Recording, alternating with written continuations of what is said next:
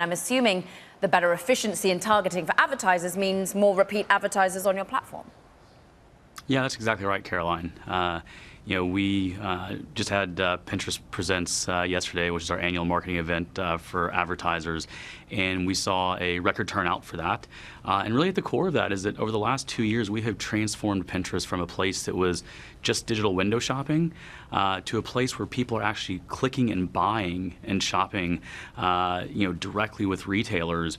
And that's given us our best product market fit ever with users. But it's also cutting through for advertisers, where we have more than doubled the number of clicks to advertisers year on year for 3 consecutive quarters. And as we're bringing them great AI-driven ad tools, it's letting more and more advertisers take advantage of that.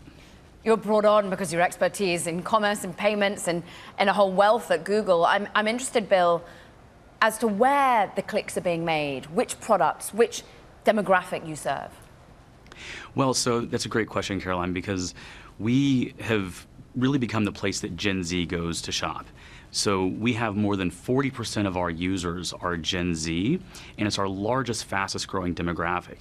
And Gen Z states that the #1 reason they go to Pinterest is for shopping. And more than 60% of them say that they're always shopping. So when you think about the rise of Gen Z, where their buying power is just growing tremendously. In fact, over the next 5 years, Gen Z is predicted to bypass baby boomers in buying power over the next 5 years, and Pinterest is where Gen Z goes to shop. And so obviously a great place for advertisers to meet that really important growing audience. Bill, do you have a sense for this upcoming holiday season what the biggest funnel for you will be, or at least who you will help the most? You and I have talked a lot about the relationship with Amazon, for example, but also some of the other names from China are becoming increasingly important for you. Yeah, so we're really broadening our reach with advertisers. So as we opened up the stores on our platform, we saw the largest, most sophisticated advertisers lean in first, which is great because they're the hardest to please, the most discerning. But what we're seeing now is that that's really widening. And with Performance Plus and those AI-driven tools, it's really making it easier for a broader set of advertisers to take advantage, where it gives them automated campaign creation, automated creative. And so we're seeing big advertisers win. For example, Walgreens is seeing a 55% improvement in click-through rate by using our generated backgrounds, so the products look more attractive. So you can see that that shampoo or that hand soap and what your bathroom might look like. But we're also seeing, as we go down to smaller up-and-coming advertisers like Ruggables, which is a really fantastic home goods company, we are now their largest traffic source by volume and efficiency, literally driving 3 times the clicks at half the cost. So these AI-driven tools are really broadening out the set of advertisers on our platform. Bill, we've been thinking a lot about augmented reality. Check out my piece on Meta's Orion. Will Pinterest make investments in hardware for AR, or partner with Meta, Snap, expand what you're doing? We're not a hardware platform, but we are seeing that we have become increasingly a destination for our users.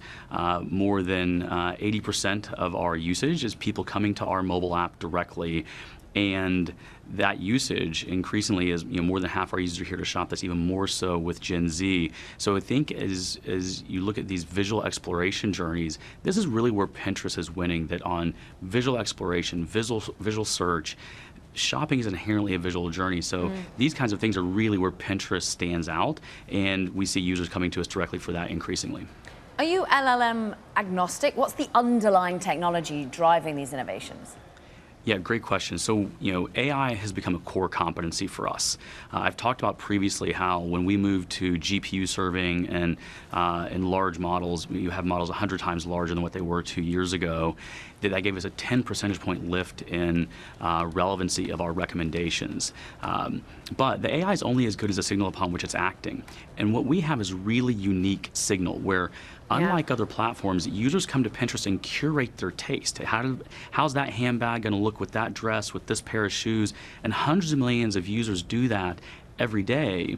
And so that gives us really unique signal to say, what's a great recommendation, not just for that user, but for other users. So when we're training models, we're training on completely unique signal to our platform. We actually see that when we test LLMs off the shelf from major LLM providers, we actually see that when that same LLM is tuned on our signal, we get 300 basis points of additional engagement from our unique signal, which really makes tangible how unique our signal Yeah. is relative to what these LLMs have elsewhere.